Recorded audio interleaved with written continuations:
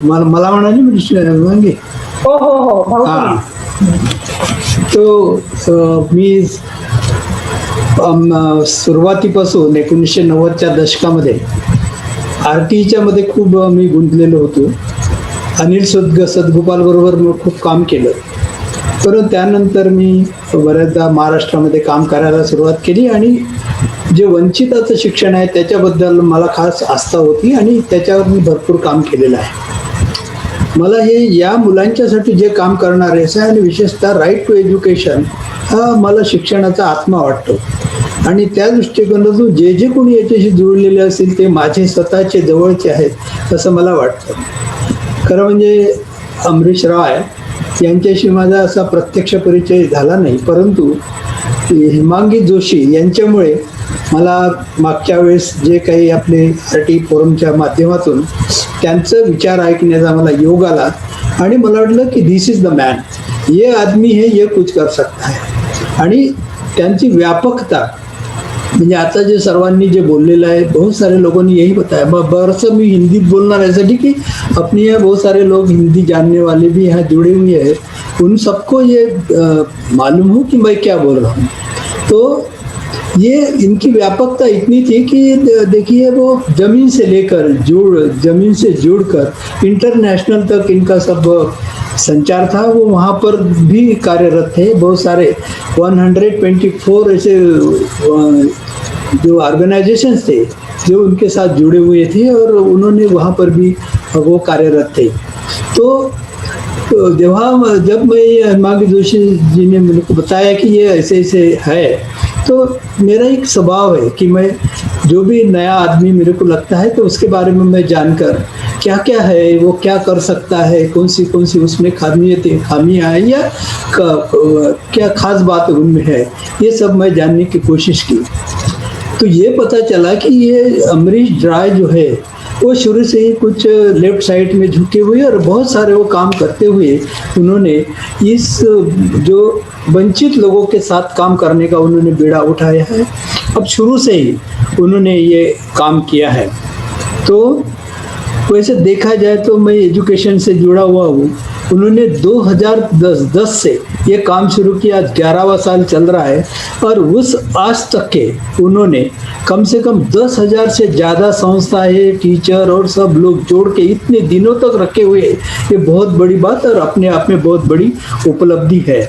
और ऐसा मैं मानता हूँ कि ये कोई ऐसा साधारण काम नहीं है, ये बहुत बड़ा काम है कि इन लोगों को जोड़े हुए और इतने दिनों तक जो 11 साल तक ये अपने साथ में काम कर रहे हैं और काम करवा रहे हैं, केवल कर ही नहीं रहे.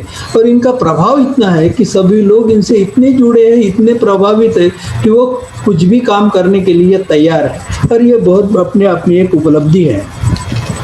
दूसरी बात यह है कि उन्होंने जैसे एक बात उन्होंने कहा कि हर बच्चे को समान रूप से एजुकेशन मिलना चाहिए और ऐसा नहीं कि वो अमीर का है या गरीब का है, एक ही तबके के सभी वहाँ जो भी एरिया है उस एरिया के सभी बच्चे एक जगह जाना चाहिए.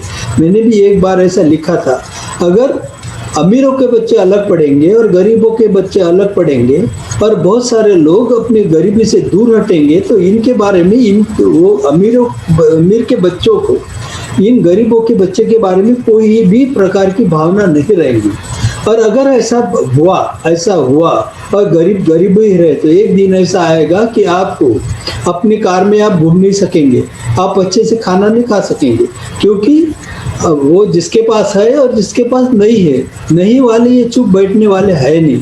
तो अगर ऐसा ये दो बात हमारा जो विभाजन हुआ तो ये बहुत बड़ी गलती हम कर रहे हैं. इसलिए एजुकेशन हो ये समान रूप से सभी लोगों को मिलना चाहिए, ये उनका प्रयास था और ये बहुत बड़ी बात थी.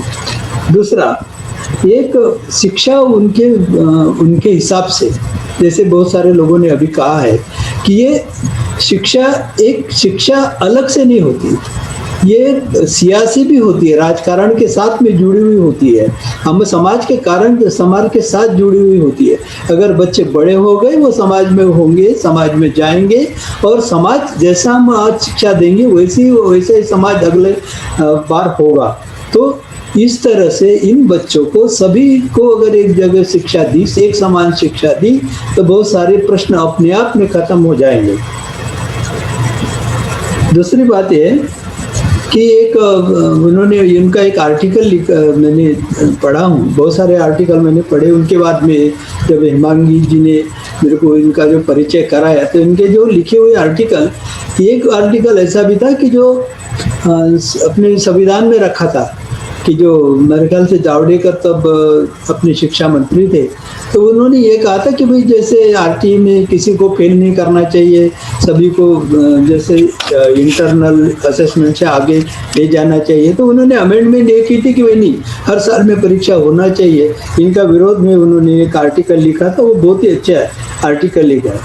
बल्कि और एक बात, अमरीश जी केवल शिक्षा के ही संबंधित नहीं थे। आज बहुत सारे लोगों ने बताया, जैसे गुजरात में कुछ किया उन्होंने, कुछ अपने छत्तीसगढ़ में किया और हर जगह किया। जैसे जल जमीन और जो भी बातें हैं, इनसे सब जुड़े हुए थे। और शिक्षा मानवाधिकार में भी वो कार्यरत थे। लोकशाही उनका एक, इसके बारे में भी वो कार्यरत थे। एक बात और है, उन्होंने जो यही कारण थे कि वे मलाला फंड जो है और गुल मकाई, ये मूवमेंट है, उससे भी वो जुड़े हुए थे। एक बात है, हर साल जब भी बजट आता था शिक्षा में, तब इनका एक आर्टिकल आता ही था। उनका कहना था कि कोठारी कमीशन ने जैसे भी 6% जीडीपी के बारे में खर्चा होना चाहिए, उतना बजट में रखना ही चाहिए। पर वो बहुत आग्रही थे इसके बारे में, और हर वक्त ये लिखते ही थे जरूर। ये बहुत सारे आर्टिकल उनके इस मामले में दिखाई दिए हैं। दूसरा, एक इंटरनेशनल के बारे में बताओ। American chain of school bridge international academies, इसका 174 लोग संस्थाओं ने इसका विरोध किया था, क्योंकि ये जो बताते हैं कि ये सभी को फायदेमंद होगा, पर ऐसा फायदेमंद नहीं होगा, ये इन्होंने बताया और इन्होंने ये लोगों के सामने रखा। एक और बात, गए साल वो अपना कोविड हुआ, तो कोविड के वक्त भी वो चुप नहीं रहे। उन्होंने लिखा था कि जब ये ऑनलाइन एजुकेशन और ऑफलाइन एजुकेशन अगर ऐसा ही शुरू रहा, तो ये डाइकोटॉमी हो जाएगी। जो बच्चे गरीब हैं उनको कुछ नहीं मिलेगा, और जो अमीर है उनको ही मिलेगा। इससे बहुत बड़ा प्रॉब्लम हो जाएगा। इसीलिए कुछ ना कुछ करना चाहिए। और ये उन्होंने 1920 में ये आर्टिकल लिखा था। ये सभी लोगों के ये तब भी कार्यरत थे। ये बहुत बड़ी हमारी एक ऐसी केवल सिस्टम, ये ऐसे जो होनहार है, सब लोगों को साथ में लेकर चलने वाले, लोगों का विचार करने वाले, ऐसे लोग अगर सिस्टम में उसको निगल लिया, तो ये सिस्टम की गलती है।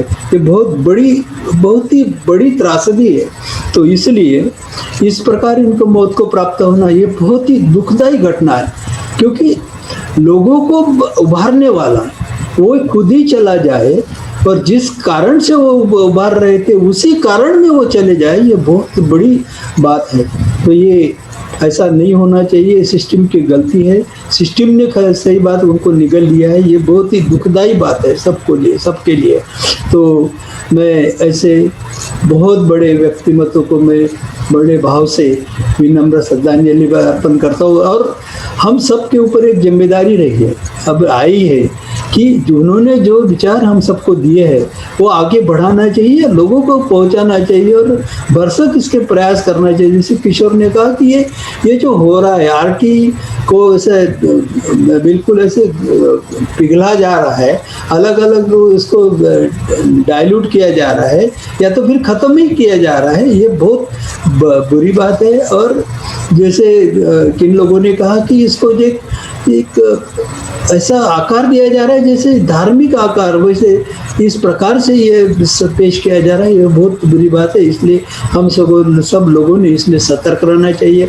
और हमारे ऊपर एक जिम्मेदारी भी है आरटीई फोरम की, तो डेफिनेटली ये जिम्मेदारी है कि हम सब ये इसमें क्रियाशील हो जाए। और उन्होंने जो काम सौंपा हम लोगों के ऊपर, ये हम आगे बढ़ाए। मैं उनको बड़े भाव से विनम्र श्रद्धांजलि अर्पण करता हूँ। धन्यवाद।